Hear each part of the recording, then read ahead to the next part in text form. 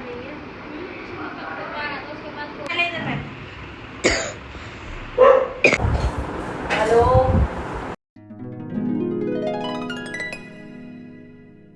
राम राम जी सभी को। तो कैसे हैं आप सब? आई होप आप सब अच्छे होंगे, बट मैं आज अच्छी नहीं हूँ बिल्कुल भी। आज मेरे फीवर का चौथा दिन है, जिसकी वजह से मेरे पूरी बॉडी में बहुत ज़्यादा वीकनेस थी। इसी वजह से ना मैं आज नहाई ना धोई, बस मुंह धोकर और अपना थोपड़ा थोड़ा सा चमका के चिट हो गई। फीवर की वजह से पूरे फेस पे मेरे छोटे छोटे दाने भी निकल रहे थे, सारे होठ भी मेरे ड्राई हो चुके थे, कट आ चुके थे जगह जगह। फीवर से बहुत ज़्यादा हालत टाइट हो चुकी थी इस टाइम। दवाई तो मेरी चल रही थी, जो कि मैंने अपने एक फ्रेंड के थ्रू लिखवाई थी, जो कि MBBS डॉक्टर। उसके साथ साथ मम्मा भी इलाज मेरा कर रहे थे देसी चीजों से। मेरे साथ लव्वी भी बीमार था और लवली भी। तो मम्मा ने सुबह ही मॉर्निंग में हमारे को एक चटनी बना कर दी, जो कि चटनी थी अंजीर, खूब कला और मुनक्के की। पूरी रात मम्मा ने सारा सामान भिगो कर रखा और सुबह होते ही मैंने उसको एक मिक्सी में पीस कर चटनी बना के मैंने भी खाया, लवली को भी खिलाया और लव्वी को भी। टेस्ट एकदम वाव वाला था, बिल्कुल भी कड़वी नहीं थी, बिल्कुल मीठी सी थी। और जो पानी इसका था रात का जिसमें भिगोई थी, वो पानी भी हम तीनों ने पी लिया था। इसके थोड़ी देर बाद ही मैंने लव्वी को एक एप्पल कट करके दिया, क्योंकि लव्वी का जब फीवर चढ़ रहा था तो उसके हेडेक भी बहुत ज्यादा हो रहा था। तो फिर मम्मा ने बोला कि इसको एप्पल भी खिला। और नचड़ा तो इतना ज्यादा हो रहा था कि कुछ भी इसका खाने का मन नहीं कर रहा था, बस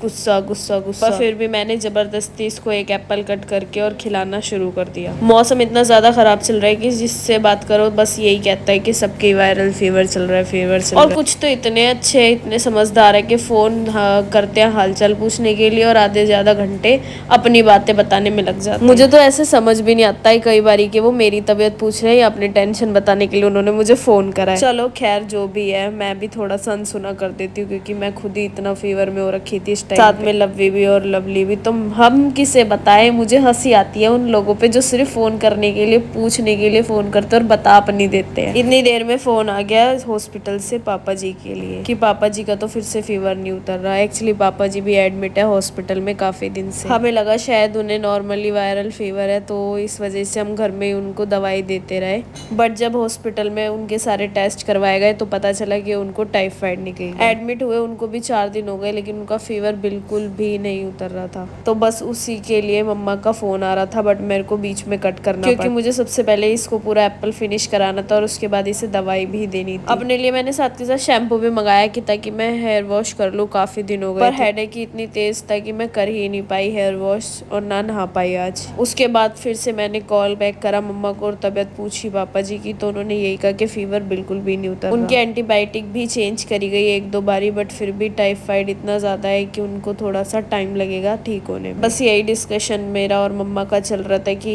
अगर हम हॉस्पिटल चेंज करते हैं तो शायद थोड़ा सा बेटर कुछ हो, बट उन्होंने कहा कि इसमें थोड़ा सा टाइम लगता है फीवर उतरने में, क्योंकि ये टाइफाइड है, नॉर्मल वायरल फीवर नहीं। एक साइड मम्मा पापा जी को हॉस्पिटल में संभाल रहे थे और हम यहाँ पर एक दूसरे को भाई बहन। घर में सिर्फ इस टाइम पे मैं, लव्वी और लवली थे, जो कि अपना एक दूसरे का ख्याल रख रहे थे। इस टाइम पे सबका काम बटा हुआ था, मेरा अलग, लवली का अलग, लव्वी का अलग। लव्वी बस सबको परेशान कर रहा था लेटे लेटे, लवली घर का सारा काम कर रही थी और मैं सबको दवाई दे रही थी देसी। फोन पर बात जरूर कर रही थी, लेकिन मेरा सारा ध्यान लव्वी पर ही था कि इसको फीवर दोबारा से ना चढ़ जाए, क्योंकि इसका फीवर चढ़ते ही सीधा इसके हेडेक हो रहा था और उससे सबसे ज्यादा घबराहट मुझे होती है, क्योंकि इस टाइम पे मम्मा भी बिजी थे पापा जी के पास, तो सिर्फ घर में मैं ही थी सिर्फ इसको देखने के लिए। इस वजह से मुझे बार बार इसको देखना पड़ रहा था कि इसका फीवर दोबारा से तो नहीं चढ़ रहा। और ऊपर से हमारी माता दोनों तरफ बटी हुई थी, एक तरफ हमें भी देख रही थी, एक तरफ पापा जी को भी। और ये हमारा डमरू, इसने तो इतना ही परेशान कर दिया भौंक भौंक के सुबह से, तो इतना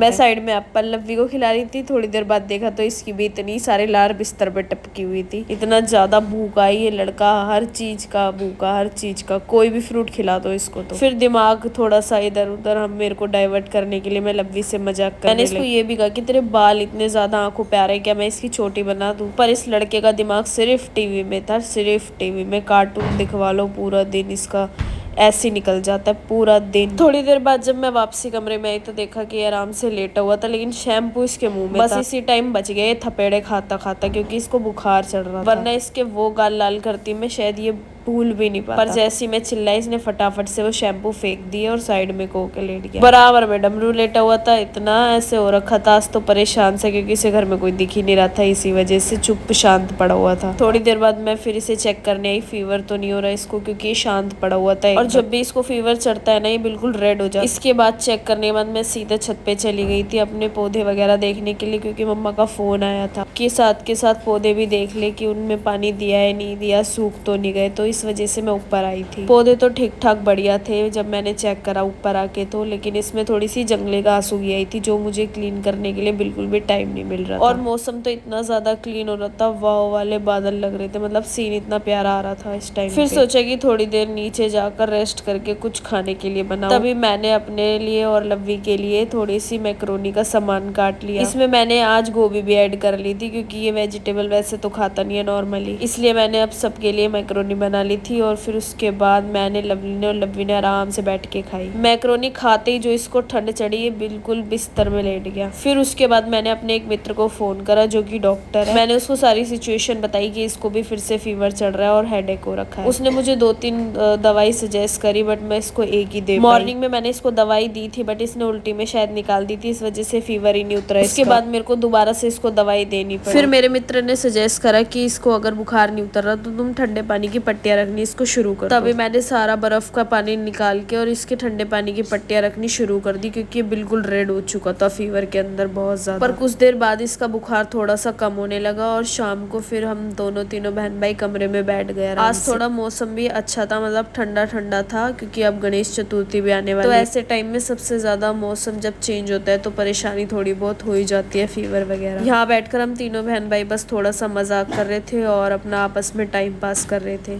थोड़ी देर बाद हम तीनों बहन भाइयों का डिनर वगैरह सब हो चुका था। माता हमारी बोल के गई थी कि खाना खाते ही सबसे पहले काढ़ा लेना है तीनों। तो बस खाना खाने के बाद पहले मैंने अपना थोड़ा सा काढ़ा पी लिया था, जिसमें काली मिर्ची थी और बहुत ज्यादा बुरी, वो मेरे गले में लगने लगी। गला मेरा बहुत ही ज्यादा दर्द हो रखा था, इस वजह से वो काली मिर्च काढ़े के अंदर जो थी वो मेरे को दिक्कत कर रही थी। फिर क्या था, मैंने नाक बंद करी और सारा काढ़ा पी गई एक ही सांस में। काढ़ा पीने के बाद हालत इतनी बुरी हो चुकी थी मानो किसी ने पिपरमेंट भर दिया हो मेरे मुंह में। इस काढ़े को पीने के बाद रोंगटे से खड़े हो गए थे, मतलब इतना टाइट काढ़ा था ये बहुत ज्यादा। इस काढ़े के अंदर बहुत सारी चीजें थी जो मम्मा होममेड बनाते हैं बेसिकली काढ़ा हमारे हम तीनों को बुखार के साथ साथ खांसी जुकाम ये सारी चीजें थी, इस वजह से हमें ज्यादा दिक्कत हो रही थी। काढ़ा पीने के बाद जो मुंह खराब हुआ तो उसके बाद मैं शहद की शीशी खोलने में लग गई कि जल्दी से थोड़ा सा शहद पी लूं ताकि मुंह का टेस्ट जो है वो ठीक हो जाए। शहद पीने के बाद मैं लव्वी को समझाने लगी कि तू भी काढ़ा पी लेगा ना तो तेरे को मैं थोड़ा सा शहद दे दूं। तो वो मुझसे पूछने लगा कि तेरा मुंह का टेस्ट कैसा हो गया अचानक से, तू ऐसे क्यों कर रही थी। मैंने कहा टेस्ट खराब नहीं है, एक बार तू पी लेगा ना तो मैं फटाफट से तेरे को शहद पिला दूंगी बढ़िया तरीके से। मैं उसको कन्विंस कर रही थी इसी तरीके से ताकि वो आराम से काढ़ा पी ले और उसके बाद मैं उसको शहद खिला दूं। तो मैं उसे वही चीजें समझा रही थी, पर ये मुझसे ज्यादा शार्प माइंड है और चीजें फटाफट से कैच कर लेता है जल्दी से। मुझसे उल्टे ही क्वेश्चन करने लगा इतने सारे कि कैसे क्यों क्या।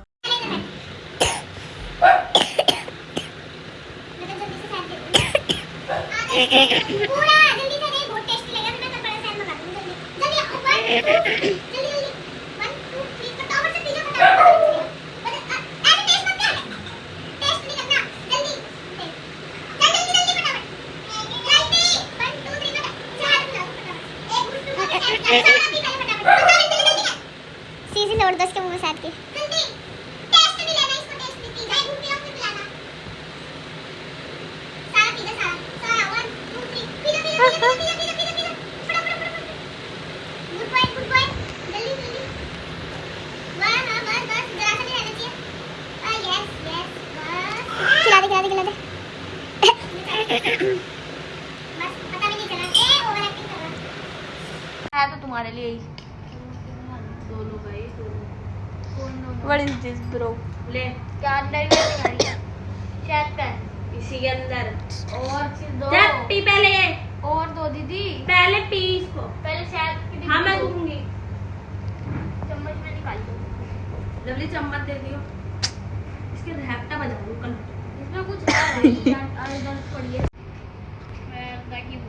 क्या पी रहा है ये पीछे का टेबल का कबाड़ आ रहा है। अबाड़ा नहीं कहते, वो पढ़ने वाले बच्चों का स्टफ है वो स्टफ। एक सेकंड के पकौड़े वो पी पहले। दूसरा वाला वो ज्यादा है। ज्यादा मैंने पी हाँ ले ले ले ले ज्यादा वो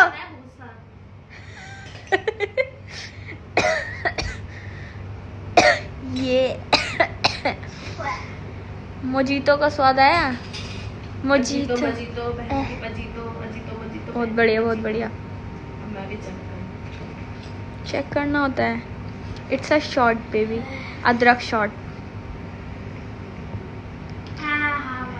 इसको पी के वैसी फीलिंग आती है जैसे को भी पिलाओ दीदी।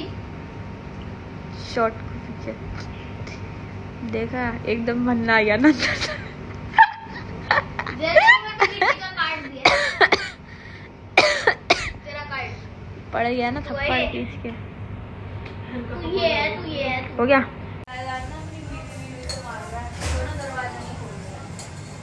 देख दोनों कैसे लटके पड़े थे।